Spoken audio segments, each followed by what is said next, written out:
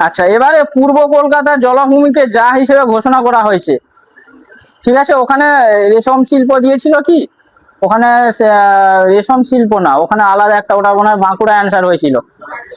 হ্যাঁ হ্যাঁ, তাঁতের শাড়ি টাড়ি কি একটা দিয়েছিল না? হ্যাঁ, ওখানে ওই বাঁকুড়া অ্যান্সার হয়েছিল।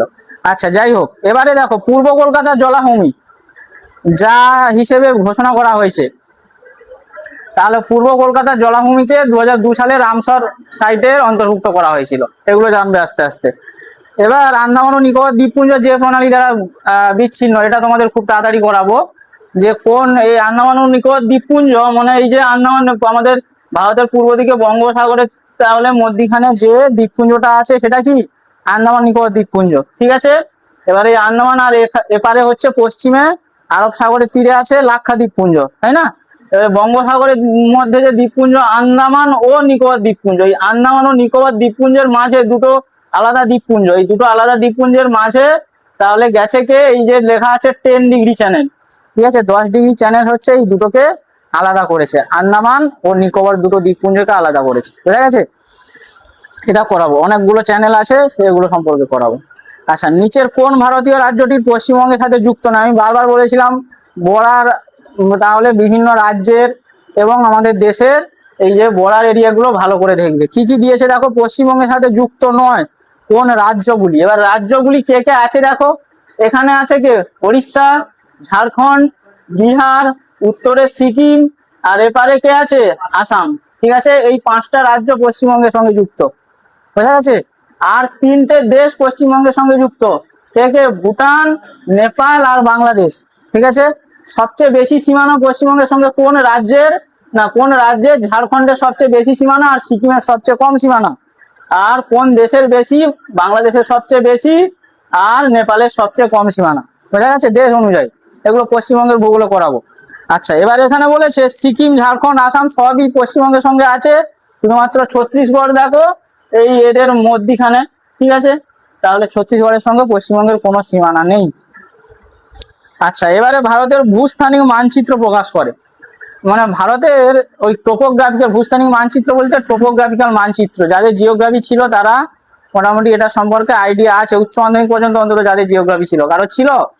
হ্যাঁ, তাহলে টোপোগ্রাফিক্যাল মানচিত্র তৈরি করে কারা? সার্ভে অফ ইন্ডিয়া নামে একটা সংস্থা, ঠিক আছে। আচ্ছা, এবারে দেরাদুন হলো উত্তরাখণ্ডের রাজধানী শহর, এটা আজকে করাবো, যে এখানে দুন শব্দটি কি নির্দেশ করে, ঠিক আছে। দুন শব্দটি নিম্ন হিমালয় শিবালিকের মধ্যবর্তী একটা উপত্যকা, যেখানে হচ্ছে ওই যে দুন না, দেরাদুন রাইস সব থেকে জানো, ওইখানকারই দেরাদুন রাইস, ওইখান থেকেই ওটা সৃষ্টি, ওই জন্যই ওটাকে দেরাদুন বলা হয়, বোঝা গেছে? তাহলে ওই দুন উপত্যকা হচ্ছে হিমালয়ের মধ্যিখানে, নিম্ন হিমালয় আর শিবালিকের মধ্যবর্তী। তবে এই নিম্ন হিমালয়টা অ্যাকচুয়ালি শিবালককেই অবহিমালয় বা নিম্ন হিমালয় বলা হয়। এবারে বিভিন্ন রকম নেয়, যাই হোক।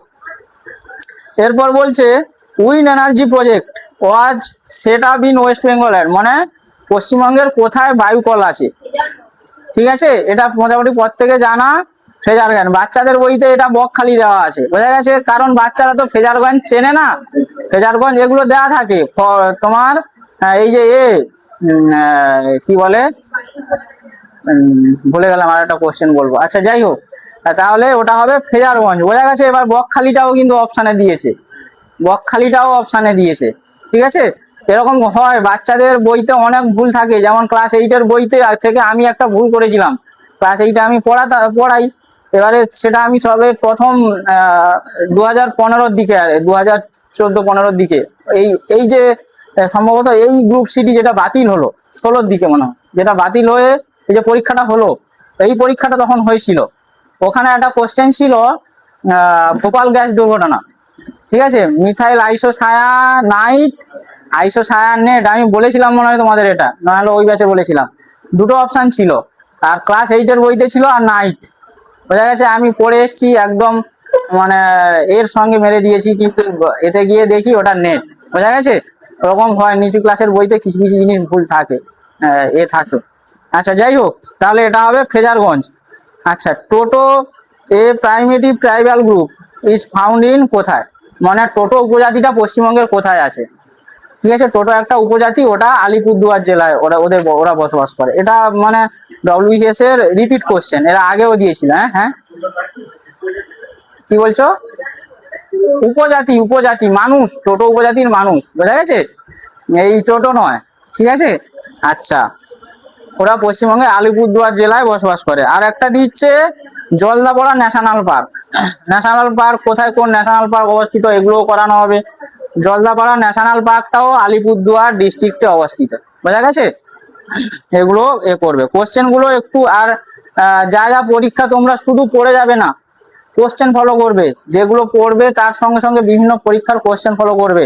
কোশ্চেন ফলো করলে তবে বুঝতে পারবে কি ধরনের কোশ্চেন হতে পারে। তুমি পড়ার সময় এইটা তোমার সুবিধা হবে যে এই জায়গাগুলো আমাকে পড়তে হবে। এইটা রিডিং পড়ে যাচ্ছ, পড়ার সময় বুঝতে পারবে যে কোশ্চেন এই জায়গা থেকে হতে পারে, বোঝা গেছে? ওই জন্য কোশ্চেন ফলো করবে, একটা চ্যাপ্টার পড়বে, পড়ে তার থেকে কি কোশ্চেন হয়েছে, এগুলো নিজেদের কাছে। সবকিছু কম্পিটিটিভ পড়তে এসছো, চাকরির পরীক্ষার জন্য পড়তে এসছো, নিজেরা যতটা এগিয়ে থাকবে ততটাই তোমরা সাফল্য পাবে, আর কিছু নয়। আর আমি বারবার বললাম, কোশ্চেন কিরকম দিয়েছে দেখেছো? সব ঘুরিয়ে ফিরে কোশ্চেন দিচ্ছে। সবাই যা নোট দেওয়া হবে, যা লেখানো হবে, তার সঙ্গে সঙ্গে নিজেরা একটু বই জোগাড় করে পড়ার চেষ্টা করবে। আর ভূগোলটা মাধ্যমিক লেভেলের বইগুলো অন্তত যদি জোগাড় করে পড়তে পারো, খুব ভালো, বোঝা গেছে? হ্যাঁ হ্যাঁ, 9, 10, 7, 8ও পড়তে পারো, কোনো সমস্যা নেই। বেস লেভেল তৈরি হবে, বিশেষ করে 9, 10, ঠিক আছে? একটু ভালো করে পড়লে খুব ভালো। আচ্ছা, এবারে আজকে তোমাদের যেটা করাবো, আমাদের সেন্টারের নোট তো সবাইকে দেওয়া আছে, তার সঙ্গে আমি আমার বই থেকেও একটা দিয়ে দিচ্ছি, তোমরা যাতে একটু ডিটেলসে পড়তে পারো।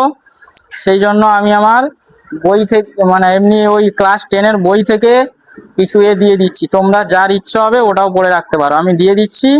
ওগুলোতে একটু দেখো, নোটে সবসময় ডিটেলস থাকে না, এটা জানো তোমরা প্রত্যেকে, নোটে ডিটেলস থাকে না।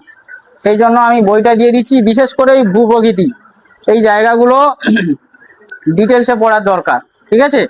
ওই জন্য আমি এটা দিয়ে দিচ্ছি। তোমরা যার যেরকম প্রিপারেশন নিতে চাও, যে যেরকম সে সেরকম ভাবে পড়বে।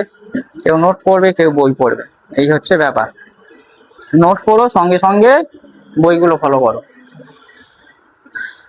আচ্ছা, হ্যাঁ এসো। এত সময় তুমি নতুন নতুন না, তোমাকে দেখি।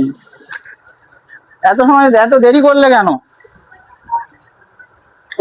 হোক, বৃষ্টিতে ভেজো না, আমিও তো ভিজে গেলাম। একটু ভিজলে ভালো, তাই না?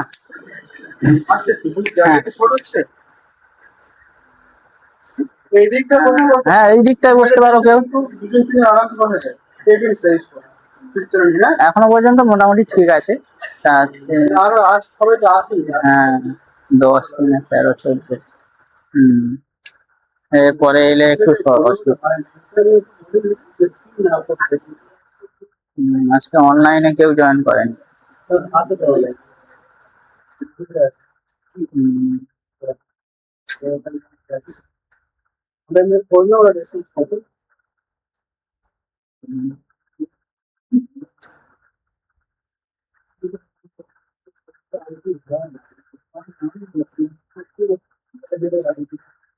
কি ব্যাপার?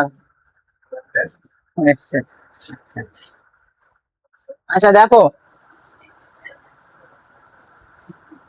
তোমাদের ভারতের ম্যাপ প্রত্যেককে মোটামুটি আগেও দিয়েছি, আবারও পাঠিয়ে দেবো। ম্যাপ সম্পর্কে আগে ভালো করে আইডিয়া করে বলে দিচ্ছি। ভূগোলে ম্যাপ থেকে কোশ্চেন আসবে, সে ভারতের ম্যাপ হোক, পশ্চিমবঙ্গের ম্যাপ হোক, আর পৃথিবীর ম্যাপ হোক। ম্যাপগুলো দেখবে, আমি পৃথিবীর তোমাদের গ্লোবটা এনে একদিন দেখিয়েছি, তাহলে আবার দেখাবো, সেটা নয়। এবারে দেখো, আজকে যেটা হবে, তোমাদের যে নোটটা দেওয়া হয়েছে সেটা হচ্ছে ভারতের ভূপ্রকৃতি, ঠিক আছে? এবার ভারতের যে এই ভূপ্রকৃতি, হ্যাঁ আমি এটা পাঠিয়ে দিই, আর একটা ম্যাপ পাঠিয়ে দিই। এই ম্যাপটা তোমরা সবাই দেখো, ভারতের ভূপ্রকৃতির ম্যাপটা। দাঁড়াও, আর একটা ম্যাপ পাঠাই।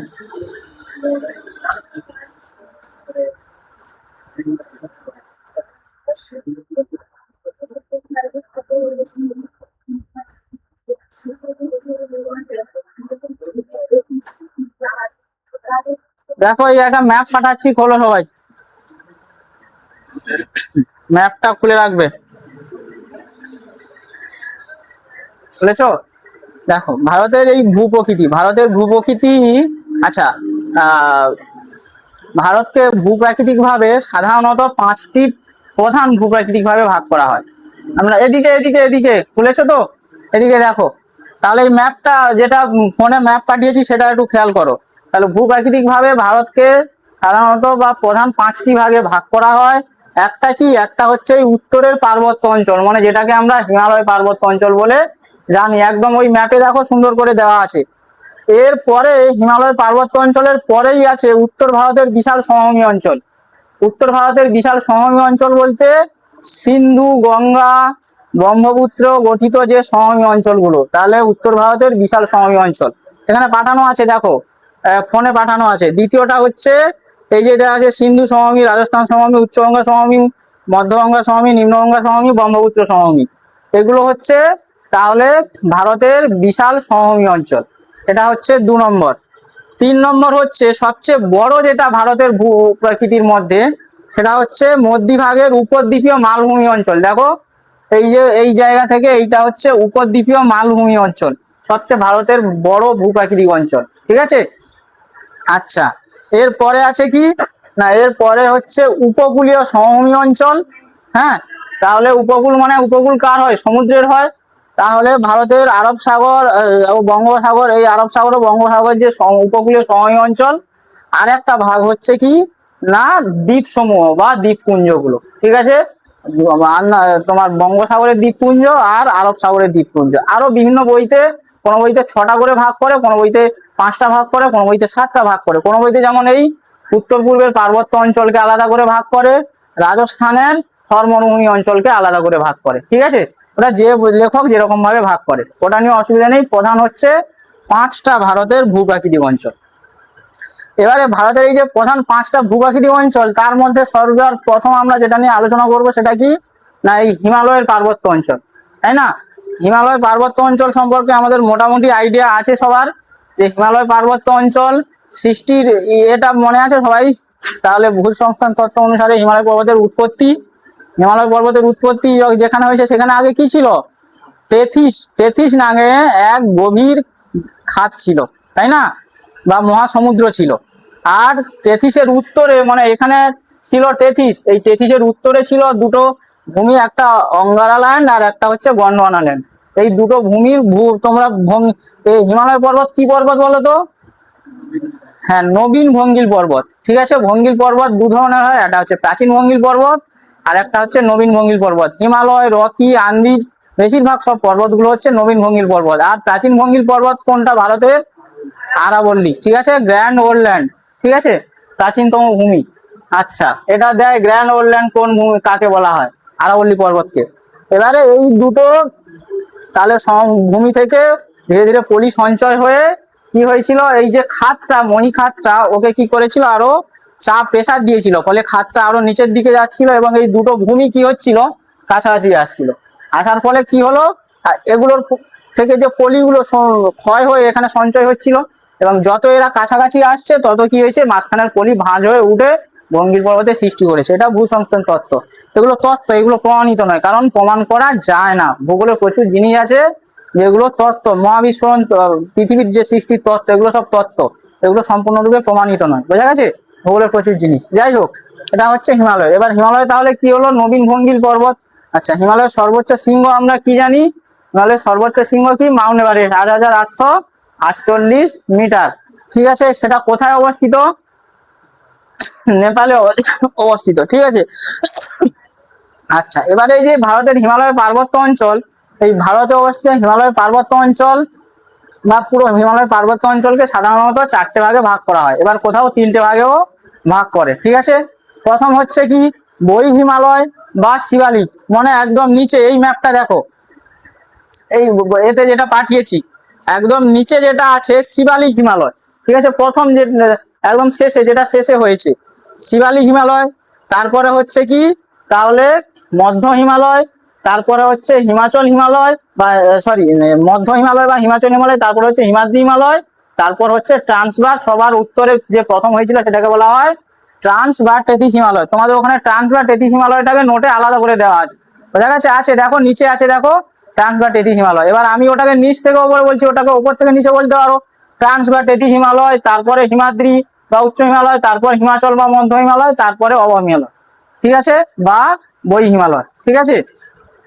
এবারে এই যে হিমালয় এগুলো সম্পর্কে আছে, এগুলোর থেকে কোশ্চেন যেটা বেশি আসে, কোশ্চেন গুলো কি আসে, কোশ্চেন আসে ওই যে একটু আগে আমি করে গেছিলাম যে কোথায় বা কোন হিমালয়ে কোন পর্বত শৃঙ্গ অবস্থান করছে, বোঝা গেছে। একটু আগে ছিল যে এটা যদি হিমালয় থেকে নয়, ছিল কারাকোরাম থেকে। হিমালয় পর্বতের সমান্তরালে দুটো পর্বত শৃঙ্গ অবস্থান করছে, একটা হচ্ছে তাহলে কারাকোরাম আর জাসকার, ঠিক আছে, আর লাদাখ আছে, ঠিক আছে।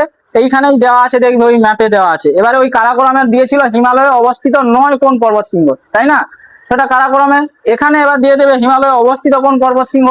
এবার দেখো প্রত্যেকটা এতে দেখো হিমাদ্রি বা উচ্চ হিমালয় এ কি কি আছে দেখো। তাহলে হিমাদ্রি বা উচ্চ হিমালয়ে সবচেয়ে উঁচু উঁচু, এটা সবচেয়ে উচ্চ হিমালয়, ঠিক আছে। ট্রান্স বা টেথিস হিমালয়ে তাহলে ধরা হয় যেটা এই যে গডউইন অস্টিন, বিভিন্ন বইতে গডউইন অস্টিনকে ওই ট্রান্স বা টেথিস হিমালয়ের মধ্যে ধরে নেয়। ট্রান্স বা টেথিস হিমালয়, লিওপার্গেল, তোমাদের ওখানে সব এগুলো দেওয়া আছে। সবচেয়ে গুরুত্বপূর্ণ যেটা হিমাদ্রি হিমালয়। হিমাদ্রি হিমালয় কি কি আছে, হিমাদ্রি হিমালয় আছে মাউন্ট এভারেস্ট যেটা নেপালে অবস্থিত, ওটা হিমাদ্রি হিমালয় অবস্থিত। আমাদের কাঞ্চনজঙ্ঘা যেটা তাহলে আসামে, ওটা হিমাদ্রি হিমালয় অবস্থিত, সবচেয়ে উচ্চতম শৃঙ্গগুলো। তারপর মাকালু, ধবলগিরি, অন্নপূর্ণা, নন্দা দেবী সব হচ্ছে হিমাদ্রি হিমালয়ে অবস্থিত, বোঝা গেছে। ওইখানে নোটে আছে দেখবে, আর আমি বই থেকে পাঠিয়ে দিয়েছি, ওটা যদি কেউ একটু ডিটেলসে পড়ো ওখানে সবকিছু আছে। এরপরে হচ্ছে হিমাচল বা মধ্য হিমালয়। তাহলে হিমাচল মধ্য হিমালয়, আচ্ছা এই সৃষ্টির ইতিহাসটা বলি। এই উচ্চ হিমালয় যেটা ট্রান্স বা টেথিস হিমালয় এবং যেটা হিমাদ্রি বা উচ্চ হিমালয়, এই দুটো কিন্তু 12 কোটি বছর আগে প্রথম উত্থান শুরু হয়েছিল এবং সেগুলো 7 কোটি বছর পর্যন্ত তাদের উত্থান কাজ চলছিল, বোঝা গেছে। 7 কোটি বছর আগে পর্যন্ত তাদের উত্থান কাজ চলছিল, এগুলো প্রথম উৎপত্তি হয়েছিল। এরপরে যেগুলো উৎপত্তি হয়েছিল সেটা হচ্ছে মধ্য হিমালয় বা হিমাচল হিমালয়। হিমাচল হিমালয় মানে কি, তার বেশিরভাগটা হিমাচল প্রদেশে অবস্থিত, বোঝা গেছে।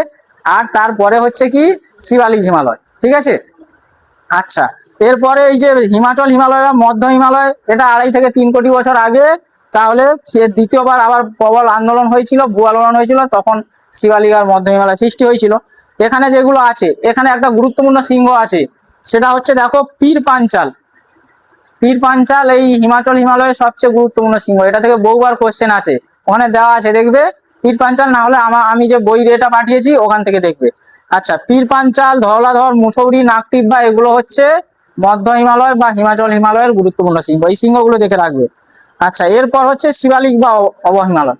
একটু আগেই তোমাদের কোশ্চেন পড়িয়েছিলাম যে দুনটা কোথায় অবস্থিত বলেছিলাম না, দুনটা হচ্ছে এই শিবালিক হিমালয়ে অবস্থিত, বোঝা গেছে। আমি যে নোটটা পাঠিয়েছি ওইখানে আছে দেখবে যে উত্তরাঞ্চলে, ঠিক আছে, এগুলি দুন মানে কোথায় বলো তো, এই নোটটাই দেখবে যে শিবালিকের উত্তরে কয়েকটি উপত্যকা সৃষ্টি হয়েছে, এই ম্যাপটা বার করো। এই এই যে ম্যাপটা পাঠিয়েছিলাম আমি, এই যে শিবালিক হিমালয়, শিবালিক হিমালয়ের উত্তরে কিছু উপত্যকা আছে, সেইগুলোকে বলা হয় দুন। আর এইখান থেকে বইতে পরিষ্কার লেখা আছে, আর এইখান থেকে ওই দেরাদুন রাইজটা তাহলে তৈরি হয় বা প্রথম হয়েছিল, বোঝা গেছে। এটা হচ্ছে হিমালয়ের তাহলে কি বরাবর শ্রেণীবিভাগ বলতো, ওপর থেকে নিচ, এটা হচ্ছে হিমালয়ের বলা হয় প্রস্থ বরাবর শ্রেণীবিভাগ, ঠিক আছে।